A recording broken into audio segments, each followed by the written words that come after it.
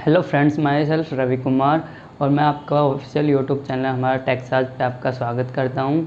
आज हम यहाँ पर लीगल, फाइनेंशियल और टैक्सेशन से रिलेटेड अपडेट्स देते हैं। आज हम आए हैं नई वीडियो के साथ। तो अगर आपने हमारा यूट्यूब चैनल सब्सक्राइब नहीं किया है तो सब्सक्राइब कर लीजिए so that you can get the notification of updated video. तो आज के इस वीडियो में हम बात करेंगे change in registered office address in LLP में हम रजिस्टर्ड ऑफिस का एड्रेस कैसे चेंज कर सकते हैं। आज उसके बारे में हम पूरी डिटेल्स में बात करेंगे। तो इसमें सबसे पहले बात ये होती है कि इसका लॉ क्या होता है। पहले हम इसके लॉ के बारे में जान लेते हैं। तो लॉ की बात करें तो हमारा जो एलएलपी एक्ट 2008 है, ये हमें इसका सेक्शन 13 हमें बताता है कि हम एलएलपी में रजिस्टर्ड ऑफिस को चेंज कर सकते हैं।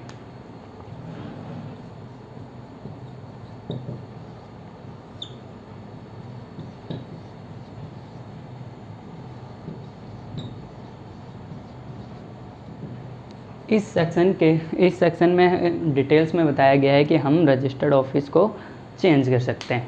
अब इसको चेंज करने के लिए हमें लॉ तो पता चल गया, अब इसके लिए हमें डॉक्यूमेंट्स क्या चाहिए। तो सबसे पहले हमें डॉक्यूमेंट्स के बारे में पता करते हैं कि क्या क्या। तो इसमें मेरे 3 डॉक्यूमेंट्स हमें ज़रूरत होती है रजिस्टर्ड ऑफिस चेंज करने के लिए। फर्स्ट है कि हमें इलेक्ट्रिसिटी बिल चाहिए होता है कि हम जब इस एड्रेस को कहीं दूसरे एड्रेस पे चेंज कर रहे हैं तो जो नया हमारा रजिस्टर ऑफिस होगा तो उसके लिए एड्रेस प्रूफ होता है, तो उसमें इलेक्ट्रिसिटी बिल हो या फिर कोई प्रॉपर्टी के डिटेल्स हो तो वो चीज़ होती है। दूसरा, अगर वो रेंटेड है तो हमें रेंट एग्रीमेंट होना चाहिए, वो स्पेशल रेंट एग्रीमेंट होना चाहिए। उसमें स्टैम्प हो, ओनर्स के साइन हो और लैंडलॉर्ड और टेनेंट के दोनों के साइन हो, तो पूरा रेंट एग्रीमेंट होना चाहिए। तीसरा डॉक्यूमेंट्स हमें चाहिए एनओसी रेंटेड हो या ना हो, लेकिन हमें एनओसी चाहिएगा। वो भी उस जो एड्रेस है, एड्रेस का जो ओनर है तो उसका प्रॉपर्टी का ओनर है, उसमें उसका एनओसी होगा और एनओसी उस ओनर के साइन द्वारा होता है। तो ये 3 जो डॉक्यूमेंट्स हमें चाहिए होते हैं।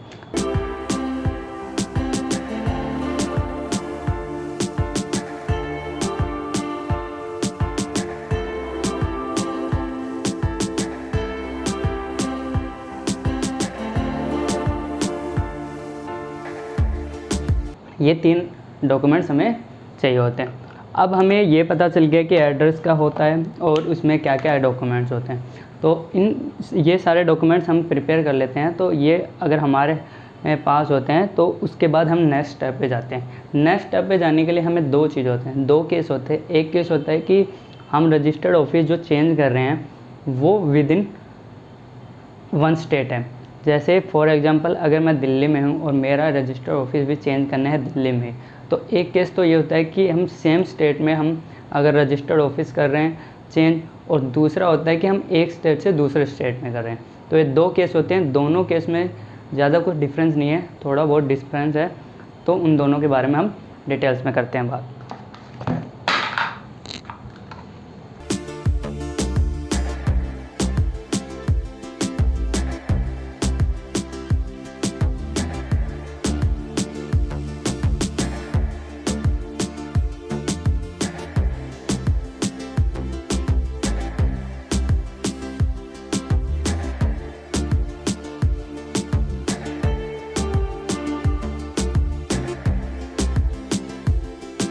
ये 2 केस होते हैं, एक तो सेम स्टेट का और एक स्टेट से दूसरे स्टेट में।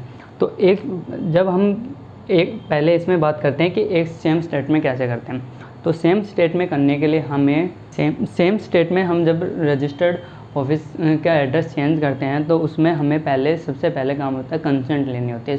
जो भी पार्टनर्स होते हैं तो उन पार्टनर से हमें कंसेंट लेनी होती है। तो कंसेंट लेंगे तो हम कंडक्ट करेंगे एक मीटिंग। वैसे तो जो भी मीटिंग होती है, मीटिंग कंडक्ट करके ही हम कंसेंट लेते हैं। तो उस कंसेंट लेंगे और उस मीटिंग में और एक हम रेजोल्यूशन पास करेंगे कि हम जो हमारा रजिस्टर्ड ऑफिस का एड्रेस है वो चेंज करना है। तो ये चीज़ हम उसमें चेंज करेंगे। उसके बाद उसके बाद हम प्रिपेयर करेंगे LLP का जो इनिशियल LLP एग्रीमेंट है उसमें चेंजेस करके हम सप्लीमेंट्री LLP एग्रीमेंट प्रिपेयर करेंगे। उसके बाद हम फॉर्म जो LLP रजिस्टर्ड ऑफिस चेंज करने का जो LLP फॉर्म 15 होता है वो हम प्रिपेयर करेंगे। ये सब ऑनलाइन ही प्रिपेयर करेंगे और उसमें 2 अटैचमेंट लगती है। एक तो जो हम स्पेशल रेजोल्यूशन पास किया था मीटिंग में वो, और एक जो रजिस्टर्ड ऑफिस के जो नए ऑफिस के हमारे वो प्रूफ है जो इलेक्ट्रिसिटी बिल हो या फिर कोई प्रॉपर्टी की डिटेल्स हो, तो वो चीज़, ये दोनों चीज़ हम उसमें अटैच करके वो फाइल करेंगे। और ये प्रोसेस जो हम LLP फॉर्म 15 हम जब फाइल करते हैं तो ये विदिन 30 डेज़ हमें फ़ाइल करना होता है। इसके साथ ही हमें LLP फॉर्म 3 भी फाइल करना होगा। वो LLP 3 फॉर्म ये होता है कि जो भी हम LLP के एग्रीमेंट में कुछ भी चेंज कर रहे हैं तो वो हमें जो नया सप्लीमेंट्री एग्रीमेंट है वो बताने के लिए हमें LLP फॉर्म 3 भी फाइल करना होता है। तो ये प्रोसेस था कि हम केस 1 में कि सेम स्टेट में होता है। अब हम एक स्टेट से दूसरे स्टेट में कर रहे हैं तो सेम हमें एक मीटिंग तो होल्ड करनी पड़ेगी और उसमें स्पेशल रेजोल्यूशन पास करेंगे। उसके बाद अपने जो इनिशियल LLP एग्रीमेंट में उसमें चेंजेस करके हम सप्लीमेंट्री LLP एग्रीमेंट में बनाएंगे। ये 2 काम तो हम सेम करेंगे। जब हमारा सप्लीमेंट्री LLP एग्रीमेंट बन जाएगा तो उसके बाद हमें एक पब्लिश करना पड़ेगा जनरल नोटिस, वो भी एक न्यूज़पेपर में।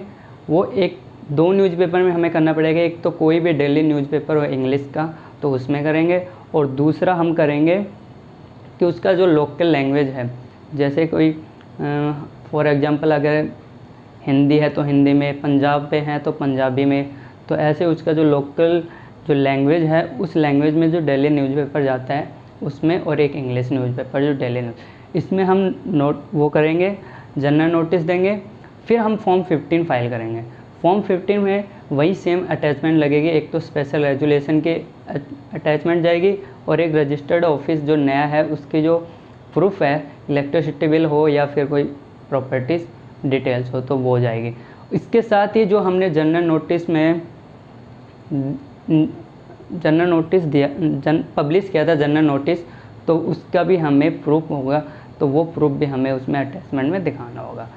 ये फाइल करने के बाद हमें फिर सेम वही LLP फॉर्म 3 भी फाइल करना पड़ेगा, वो सप्लीमेंट्री LLP एग्रीमेंट को साथ। तो ये प्रोसेस है दोनों में कि सेम स्टेट में करेंगे और अनदर में।